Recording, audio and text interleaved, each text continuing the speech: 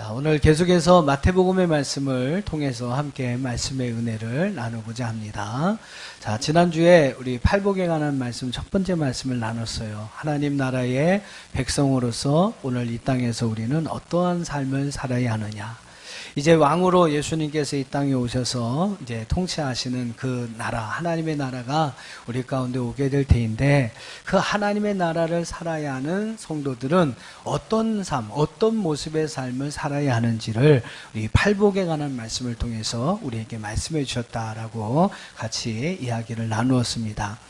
오늘은 두 번째 말씀으로 이어지는 말씀으로서 우리 복 있는 사람은 그 두 번째 말씀 여러분과 함께 나누면서 은혜를 상고하고자 합니다.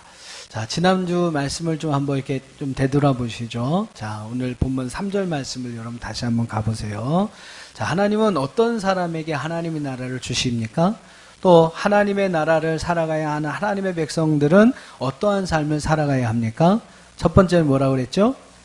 심령이 가난한 자, 심령이 가난한 자로서 우리는 이 땅에서 살아가자. 세상에 너무 만족하지 말고 우리에게 주실 하나님의 나라, 더 아름답고 더 멋있는 그 나라를 소망하는 삶을 살아가라. 그래서 심령이 가난한 자, 그 사람에게는 어떤 축복이 주어집니까? 천국이 그들의 것입니다. 두 번째는 어떤 삶을 이야기했죠?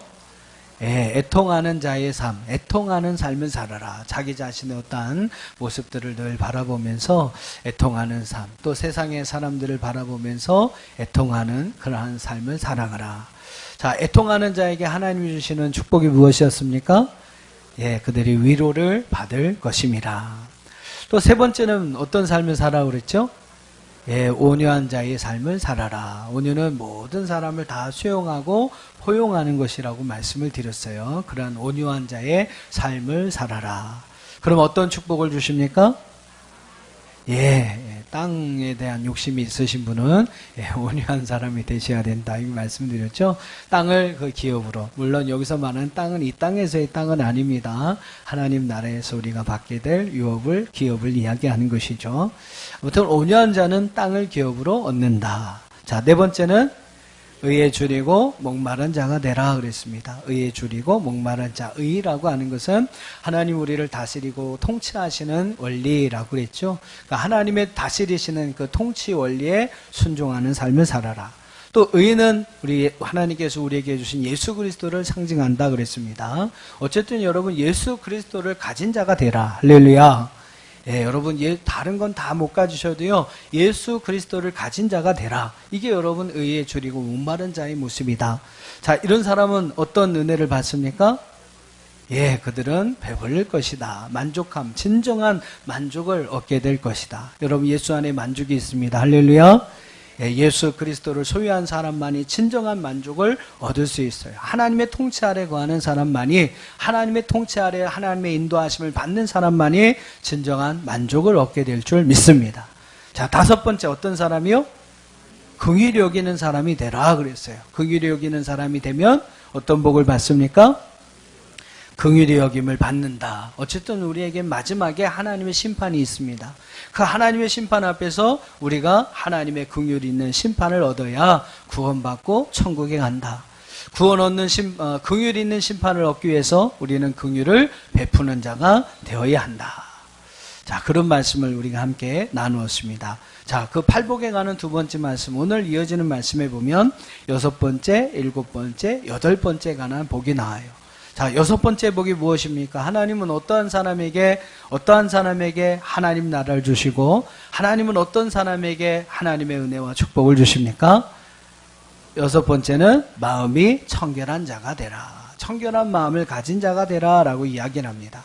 자, 우리 8절 말씀을 한번 같이 한번 읽어보겠습니다. 8절 시작.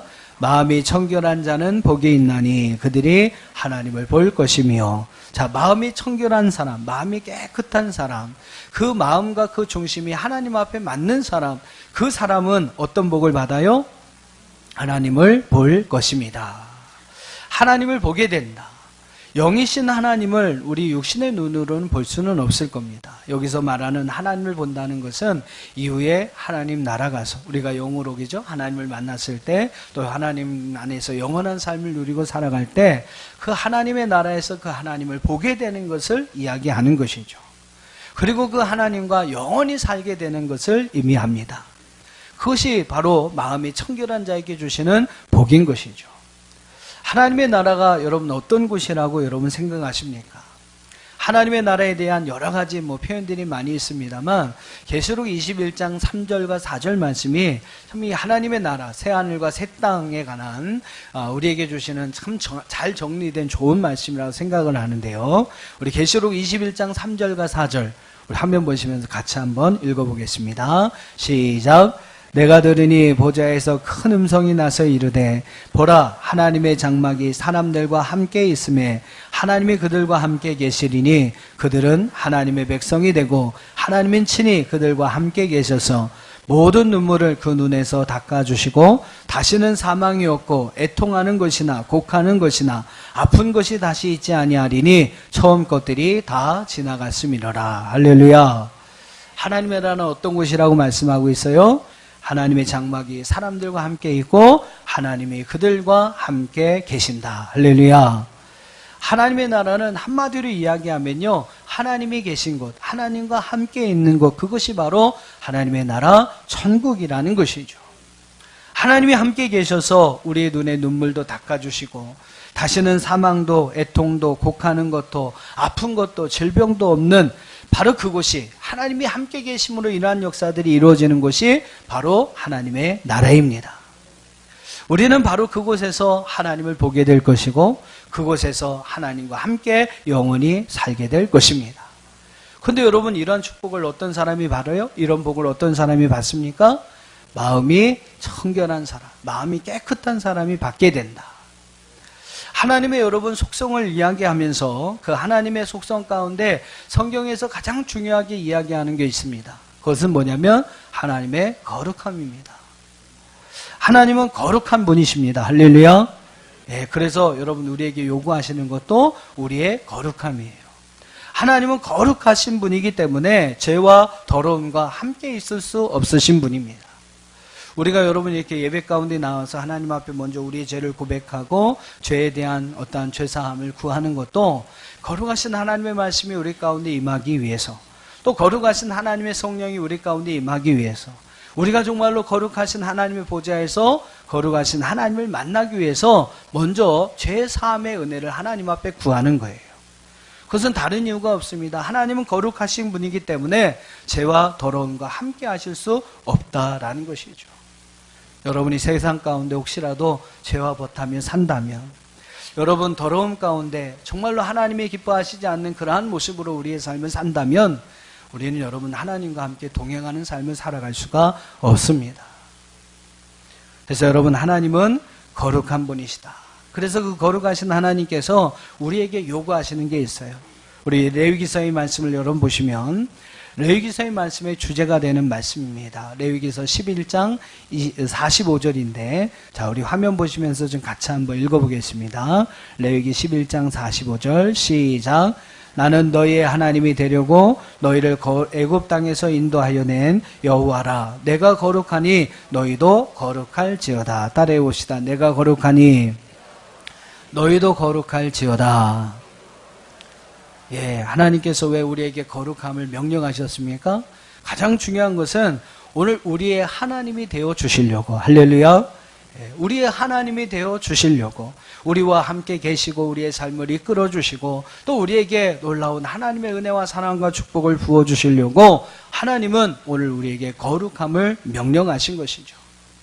나는 너희의 하나님이 되려고, 너희와 함께 하려고, 너희를 애굽 땅에서 인도하여 나의 영원한 기업 가나안 땅 하나님 나라를 너희들에게 허락하여 주려고 하나님은 우리에게 거룩할 것을 명령하신 줄 믿습니다. 특별히 여러분, 하나님은 우리 마음을 감찰하시는 하나님이시다라고 성경은 말씀하고 있어요. 그분은 우리가 겉으로 드러나는 우리의 행위뿐만 아니라 우리의 마음까지도, 우리의 중심까지도 다 살피시는 하나님이십니다. 그래서 여러분, 오늘 마음은 사람이 그렇습니다. 마음은 영 아닌데 겉으로 그렇게 흉내낼 수 있어요. 연기할 수 있습니다. 근데 여러분, 하나님 앞에서 그게 불가능한 것이 무엇입니까? 하나님 우리의 마음과 우리의 중심까지 살펴주시는 하나님이시라라는 거죠. 오늘 여러분, 어떤 청결한 사람, 무엇이 깨끗한 사람이 하나님의 그러한 나라를 얻게 된다고 말씀하고 있습니까? 마음이 청결한 사람. 여러분, 그 마음과 그 중심이 하나님 보시기에 아름다운 사람이 그 하나님의 은혜를 누리게 된다. 이세의 아들들이 많이 있었어요. 8명 정도의 아들이 있었었는데 그 아들들 가운데 특별히 하나님께서 맨 막내 아들 다윗을 택한 이유가 있습니다. 사무엘상 16장 7절은 우리에게 이렇게 말씀하고 있어요. 여호와께서 사무엘에게 이르시되 그의 용모와 키를 보지 말라. 이것은 장자인 엘리압의 모습을 보면서 하나님께서 하시는 말씀이에요. 그의 용모와 그의 키를 보지 말라. 내가 이미 그를 버렸노라. 내가 보는 것은 사람과 같지 아니하니 사람은 외모를 보거니와 나 여호와는 중심을 보느니라. 할렐루야. 다윗을 택하신 이유가 뭐냐면 그 중심이, 그 마음이 하나님 보시기에 합당했다라는 겁니다. 그래서 하나님께서는 그 다윗을 이스라엘의 왕으로 기름 부어 세우시고 나중에는 그 다윗을 축복하사 이스라엘의 최고의 왕으로 세워주신 것이죠. 사랑하는 성도 여러분, 마음이 청결한 자가 되시기를 바랍니다. 여러분, 그 마음이 정말로 하나님 보시기에 아름다운 그러한 모습이 되기를 주님의 이름으로 축원합니다. 바로 그런 사람이 오늘 이 말씀과 같이 하나님의 나라에서 하나님을 보게 된다는 것이죠. 여러분이 이제 오늘 교동문을 같이 하시면서 이사야서 35장 8절의 말씀을 읽으셨습니다. 그 말씀에 보면 이런 말씀이 나와요. 거기 대로가 있어 그 길을 거룩한 길이라 일컫는 바 되었으니, 이제 하나님 나라를 의미하는 그러한 내용들이 나오면서 거기에는 대로가 있다. 그 길은 어떤 길이다? 거룩한 길이다 라고 이야기를 합니다. 거룩한 길이다. 거룩한 길이기 때문에 이어진 말씀을 보니까 깨끗하지 못한 자는 지나가지 못하겠고 오직 깨끗한 자만이, 구속함을 입은 자들만이 그 길을 통해서 하나님 나라에 들어갈 것을 말씀하고 있습니다. 사랑하는 성도 여러분, 마음이 청결한 자가 되어서 하나님께서 우리에게 주신 하나님의 나라를 소유하는 저와 여러분들이 다 될 수 있기를 주님의 이름으로 축원합니다. 자, 7번째로 우리는 어떤 사람이 되어야 할까요? 9절 말씀 같이 한번 읽어봅시다. 9절입니다. 시작.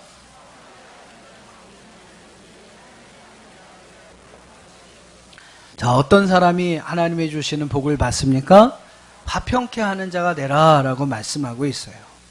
화평케 되는 자, 영어 번역으로 보면 피스메이커, 평화를 만드는 사람이다 라고 이야기를 합니다.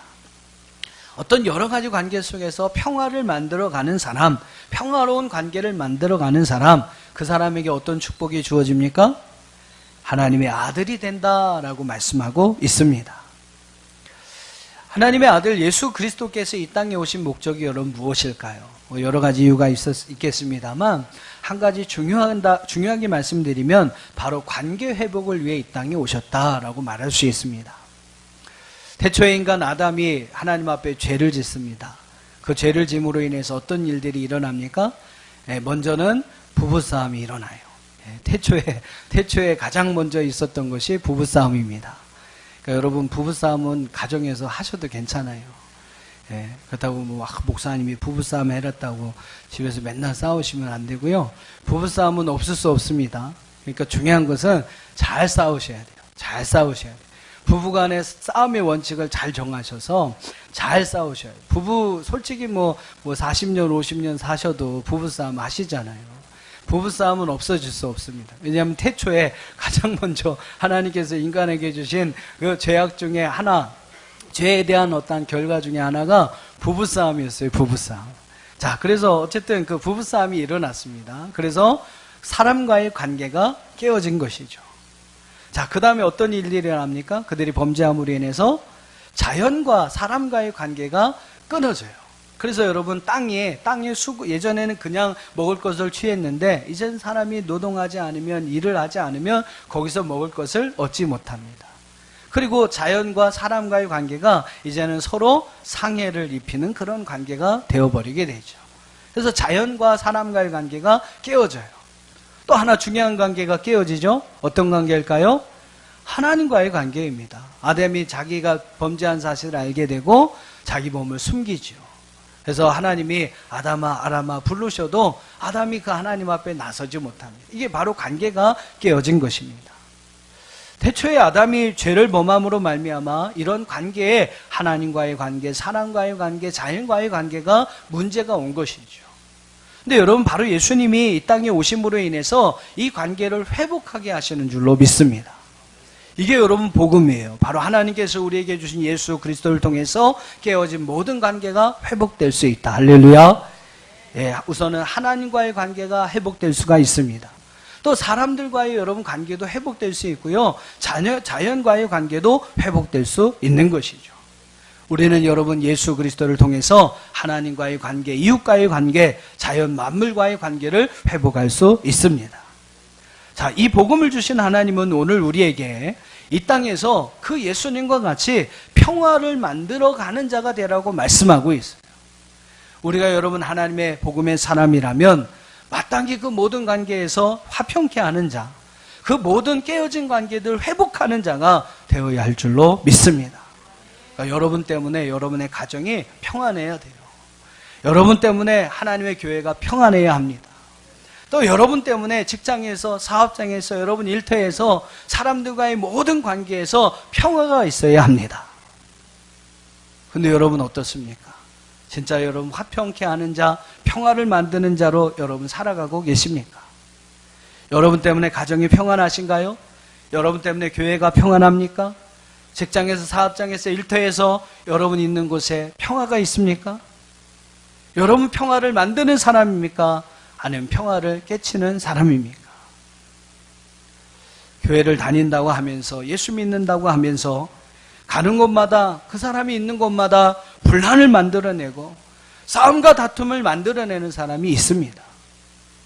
그 사람 때문에요, 막 조용할 날이 없어요. 그런데도 뭐 자기는 믿음이 좋다고 막 믿는 사람이라고 큰 소리를 치면서 살아갑니다.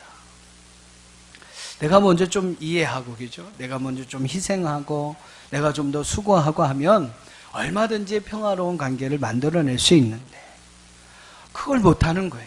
그걸 못하는 거예요. 조금 더 앉으려고요. 조금 더 손해를 안 보려고, 조금 더 희생하지 않으려고 하니까 늘 여러분 싸움을 만들고 분쟁을 만들어내는 것입니다. 사랑하는 여러분, 화평케 하는 자가 하나님의 아들, 하나님의 자녀라고 칭함을 얻는다고 말씀했어요.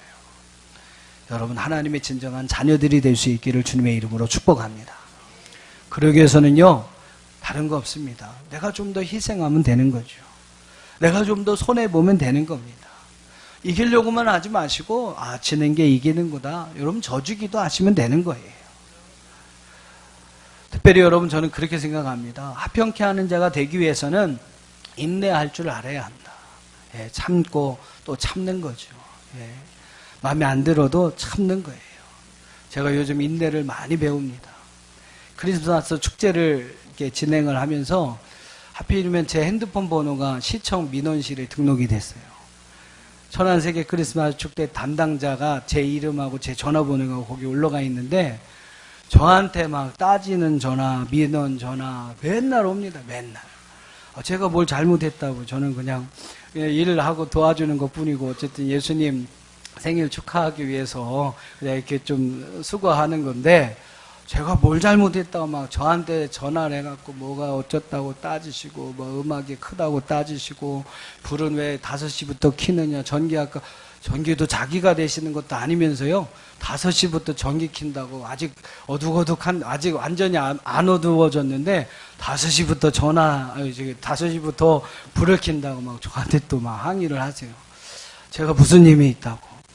제가 그래서 요새 인내를 배웁니다. 이렇게 하나님이 나를 온유한 자가, 제가 얼마나 지난주에도 말씀드렸지만 아직 덜 온유한 자가 되니까 하나님이 이러한 방법을 통해서 저를 온유하게 만드시는구나. 제가 그래서 요새는 다 초월했습니다. 누가 막 뭐라고 전화해도 그래요, 죄송합니다. 잘하려고 하는데 뭐 안 되네요. 처음엔 막 좀 따졌어요. 좋은 일 하는데 왜 그러시냐고 막 그랬거든요. 하도 전화가 오니까 그렇게 하면 저한테도 손해가, 저한테도 도움이 되는 게 없더라고요. 그래서 죄송해요. 이게 충청도로 말을 좀 써줘야 아유 고향 사람이에요 이렇게 하면서 좀 받아주더라고요. 아유 죄송해요. 예. 그렇게 해서 제가 인내를 배웁니다. 인내. 중국에 장공회라고 하는 사람이 있었답니다. 근데 그 가정은 4대가 함께 이제 동거하는 가정이고, 뭐 식구도 엄청나게 많았대요. 뭐 가족들이 많고 사람들이 많고, 뭐 세대가 다른 4대가 함께 사니까 얼마나 가정에 바람잘 날이 없겠습니까? 원래는 그래야 되는데 이상하게도 이 장공회라는 이 사람의 가정에는 가정이 너무나 평안한, 하루도 평안할 날이 없어야 정상인데 가정이 늘 평안한 겁니다. 그래서 하루는 한 친구가 찾아가서 그분에게 묻습니다. 그 장공회라는 친구에게 아니 당신의 가정이 이렇게 평화롭게 살 수 있는 비결이 무엇이냐고 물었어요. 그랬더니 이분이 친구의 손목을 쫙 끌고 집 뒤쪽에 가니까 큰 광이 있더랍니다. 그 광 안으로 들어가서 이만한 항아리를 보여주더라는 거예요. 큰 항아리가 있더랍니다. 그러면서 하는 말이 여기에 비결이 있다네. 그렇게 항아리를 보여주는 거예요. 뭐가 있길래 하고 이렇게 항아리 뚜껑을 열어봤더니 거기에 이만한 하얀색 창호지다가 참을인자를 이렇게 새겨서 쓴 종이들이 가득하게 아주 빽빽하게 채워져 있더랍니다. 그러면서 그 장공회라고 하는 것이 벌써 3번째 태웠다네. 이렇게 올해도 벌써 3번째 태웠다네. 그렇게 이야기를 하는 거예요. 무슨 이야기냐면 여러분 뭐 어느 가정인들 원망 불평불만이 없겠습니까? 근데 그런 일이 생길 때마다 가족들이 한 사람 한 사람 그 광에 와가지고요. 그 옆에 보면 이렇게 벼루하고 북하고 종이가 있는데 거기다 참을인자를 써놓고 한 거예요. 내가 더 참아야지. 내가 좀 참아야지. 그래서 온 가족들이 참을인자를 새긴 종이가 1년에도 몇 번씩 그 큰 항아리에 가득히 차서 태우고 했다는 그런 이야기가 있습니다. 네, 참아야죠. 어떡합니까? 솔직히죠. 예. 참을인자 3번이면 살인도 면한다는데. 그리고 여러분 어쨌든 참아서 여러분이 화평케 된다면, 화평케 하는 자가 될 수 있다면 그 사람이 하나님의 아들이라 일컬음을 받을 수 있다는데, 내가 좀 힘들어도 그죠? 내가 좀 참고 인내하면 나로 인해서 평화가 임할 수 있다면 뭐 까일 거 뭐 3번 4번 못 참겠습니까? 사랑하는 성도 여러분 하나님의 자녀가 맞습니까? 하나님의 자녀가 맞으시나요? 예, 오늘 말씀해 보니까 화평케 하는 자가 하나님의 아들이라 칭함을 받는다고 했습니다. 꼭 여러분 화평케 하는 자, 평안을 만드는 자가 되시기를 주님의 이름으로 축원합니다. 자, 마지막 8번째 복을 이야기하는데, 자, 8번째 복은 무엇입니까? 어떤 사람이 그 복을 받습니까?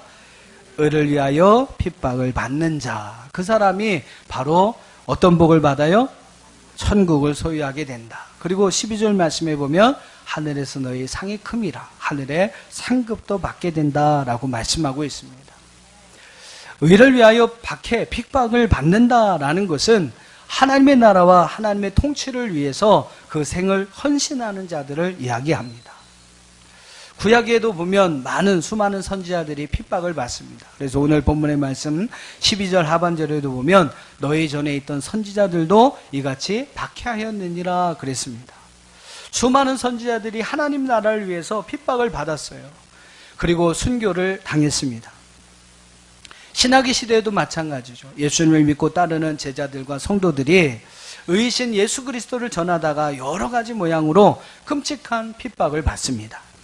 그래서 여러분 스데반 집사와 같은 그러한 순교자들이 나오게 되는 것이죠.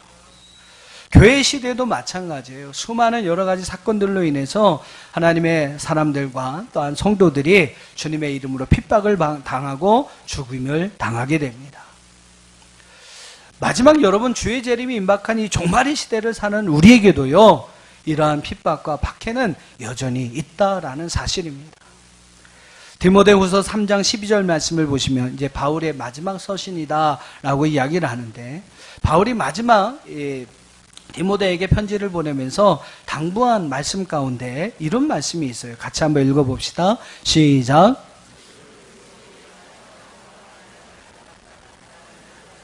예, 바울의 시대도 마찬가지입니다. 무릇 그리스도 안에서 경건하게 살고자 하는 사람들은 여전히 박해를 받고 있습니다.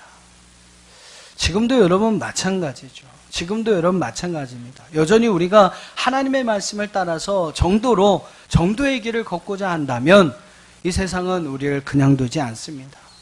여러 가지 방법으로 우리를 핍박한다라는 것입니다. 많은 사람들이 이렇게 이야기를 합니다. 에이, 요즘 뭐 예수 믿는데 무슨 핍박이나 고난이 있어? 이렇게 이야기를 합니다. 주님을 믿는데 더 이상 핍박이 없다고 말하는 사람들은요, 어떻게 보면 좀 과장된 말이 될 수도 있습니다만, 어떻게 보면 한 번도 하나님의 의를 제대로 실천하는 삶을 살고자 해보지 않았다라는 겁니다. 그렇게 이야기하는 분이 있다면 이분은 하나님의 말씀대로 제대로 살아보지 않은 사람이다라는 거예요. 그럼 지금도 여전히 우리가 하나님 말씀대로 살려면 어떤 식으로든지 우리에게 불이익과 핍박이 주어지는 세상 속에 우리가 살 수밖에 없습니다. 여러분 어떻습니까? 회사에서도요, 직장에서도 하나님의 뜻에 좀 어긋난 그러한 짓이나 그러한 관행들이 있을 때 여러분 어떻게 하셨습니까? 그때 노라고 한번 말씀해 보신 적이 있으십니까? 아유, 노라고 말하면 안 되죠, 그죠? 잘못해서 회사 잘리면 어떡합니까? 공무원이나 기업체의 직원이든 하나님의 말씀대로 여러분 살려고 하면 때로는 부당한 대우를 받을 때가 있어요. 부당하게 여러분 승진해서 탈락하는 수도 있습니다. 괜히 융통성 없는 사람이라고, 사회성이 없는 사람이라고 비난을 받을 수도 있어요. 주일을 성수하기 위해서 나는 주일날 일을 안 합니다. 그렇게 여러분 했을 때 그걸 좋게 받아주는 사람 별로 없습니다. 그것 때문에 당하는 불이익과 또한 박해가 있을 것이죠.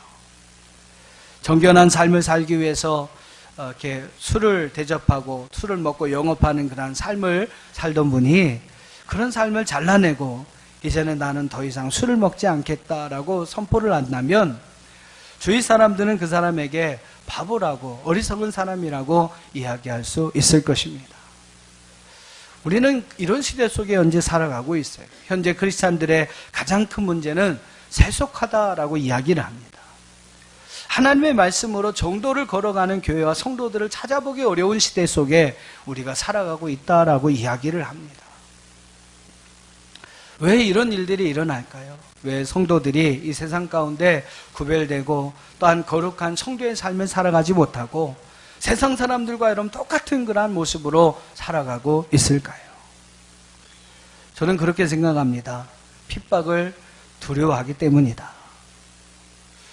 예수님 때문에, 복음 때문에 당하는 그 핍박을, 박해를, 불이익을 두려워하기 때문이다. 자신의 눈앞에 있는 이익을 위해서, 또한 내 안에 있는 자신의 욕망을 위해서 그런 것들을 내려놓고 포기해야 하는데 그게 안 되는 것이죠. 그러니 그런 걸 내려놓는 것보다는 눈앞의 이익이나 내 욕망을 내려놓기보다는 하나님 말씀을 내려놓는 것입니다. 점점점 핍박받기를 싫어하는 세상 속에서 우리는 세상과 타협하며 세상 속에서 물들어 살아가고 있다라는 것이죠. 사랑하는 성도 여러분, 오늘 성경은 분명히 우리에게 말씀합니다. 그런 사람에게는요, 천국이 주어지지 않는다고요. 또 그런 사람에게는 하늘에서 상급이 없다라고 말씀합니다. 오늘 여러분 본문의 말씀 12절 말씀을 한번 보십시오. 기뻐하고 즐거워하라, 하늘에서 너희의 상이 큼이라. 예수님 때문에, 복음 때문에 여러분 이 땅에서 우리가 불이익을 당한다면, 예수님 때문에, 복음 때문에 우리가 박해와 핍박을 받는다면, 예수님 때문에, 복음 때문에 우리가 여러분 손해를 보는 일이 있다면 하나님은 그거에 대한 보상을 하나님 나라에서 분명히 해주신다는 것이죠. 예수님 때문에, 복음 때문에 여러분 당하는 핍박이 있습니까? 그런 여러분 손해가 있으신가요? 오늘 말씀처럼 기뻐하고 즐거워하는 저와 여러분 되기를 주의 이름으로 축원합니다. 그 사람에게는 오늘 하늘의 상이, 큰 상이 그에게 주어지게 될 줄로 믿습니다. 사랑하는 성도 여러분, 8가지의 복을 함께 살펴봤습니다. 팔복에 관한 내용을 우리가 함께 살펴봤어요. 사랑하는 여러분 어떻습니까? 우리는 이렇게 예수님께서 허락하여 주신 삶의 원리를 가지고 우리의 삶을 살아가야 하는 하나님 나라의 백성들입니다. 비록 이 땅에서 우리가 살아가고 있지만 우리의 시민권은 하늘에 있는 줄로 믿습니다. 우리는 예수님을 믿고 하나님의 자녀가 되었습니다. 하나님을 믿고 하나님의 은혜로 인하여 그 하나님의 백성으로서 이 땅의 삶을 살아갈 수 있게 되었어요. 여러분, 이것이 얼마나 큰 은혜고 축복입니까? 그 사실을 여러분 분명히 기억하면서 하나님 나라의 백성된 그러한 삶의 원리를 가지고 살아갈 수 있는 저와 여러분들이 되기를 주의 이름으로 축원합니다. 8가지 복을 나눴습니다. 심령이 가난한 자, 애통한 자, 온유한 자, 의에 줄이고 목마른 자, 긍휼히 여기는 자, 마음이 청결한 자, 화평하게 하는 자, 의를 위하여 박해를 받는 자. 오늘 여러분 이런 사람이 하나님의 나라를 얻습니다. 오늘 이 말씀을 기억하면서 하나님 나라를 소유하는 삶의 원리를 따라 살아가는 저와 여러분들이 될 수 있기를 주님의 이름으로 축원합니다.